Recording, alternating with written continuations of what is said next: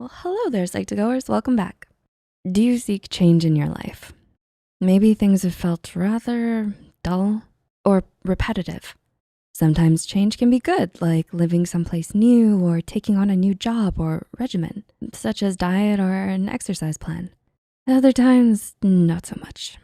Changing your life in 6 months can seem like a lifetime away when you think about how long 6 months feel. However, honing aspects of the way you chase and approach the things you're trying to get is a good place to start.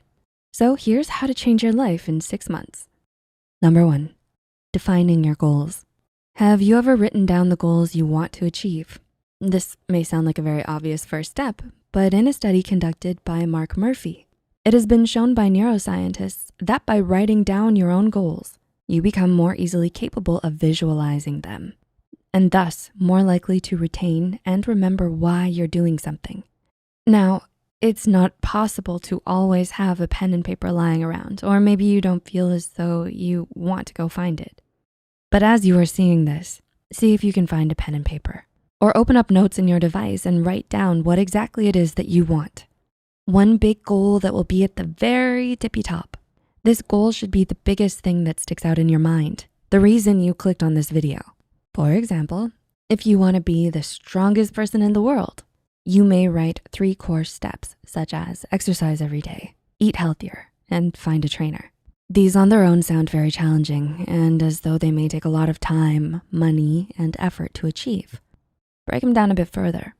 For exercise every day, you may make sub-bullets such as Google a good gym, 5 crunches in the morning and 5 at night, and borrow weights from a friend. Now write a few steps about how you have to get there. Start with 3 steps.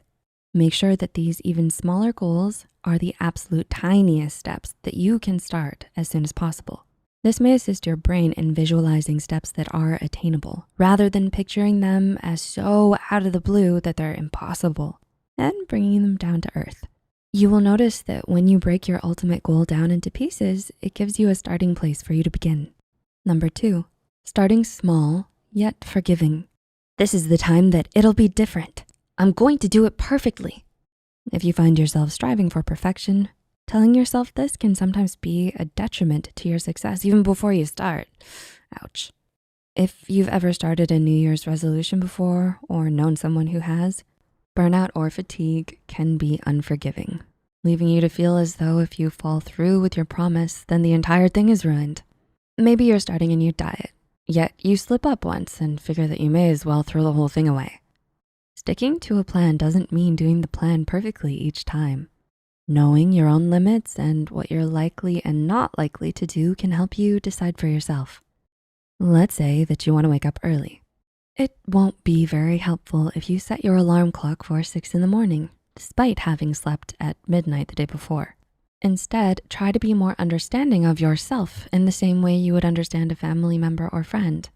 Setting an alarm for 7:50 in the morning may not seem like a grand change that you were expecting, but the longer you wake up at 7:50, the more you can inch the time back once your new wake up time becomes 7:50. It's 10 more minutes of success versus waking up at 8 a.m. dissatisfied that you weren't able to follow your goals. Progress is progress. Be gentle with yourself. Number 3, celebrate your growth. Understand your hiccups. All success that you make should be celebrated, right? By designating a specific day to review your progress helps you reflect on the progress you've made. You will notice your daily or weekly tasks are turning into routines and that you've made a visible change. And as the mistakes that you made tend to dwindle, you'll feel that you may be ready for more challenges. Tricking your brain into thinking very difficult tasks are part of your everyday life, you are actively increasing the amount of change that you can introduce into your life. You may find that you've been doing exercises for 20 minutes instead of the 5 you promised. If you notice that it's something that you're able to keep up, then relish in your success. On the flip side, if you have found yourself skipping daily habits or steps every so often, analyze why they aren't quite working. Be honest with yourself. Is it too boring? Too hard? You don't understand it, or just don't have time? The answers will help you to adjust these goals to make them fit better for you. Once the 6-month period has passed, You will notice that instead of having only a few weeks or months of rigorous progress, only for it to stop short in disappointment, you're making steady progress to a goal that you formulated, nurtured, and worked for all by yourself. What are some of your goals that you're going to be working towards over the next 6 months? Feel free to leave a comment down below with your thoughts, experiences, or suggestions. If you found this video helpful, be sure to hit the like button and share it with others who need to hear this.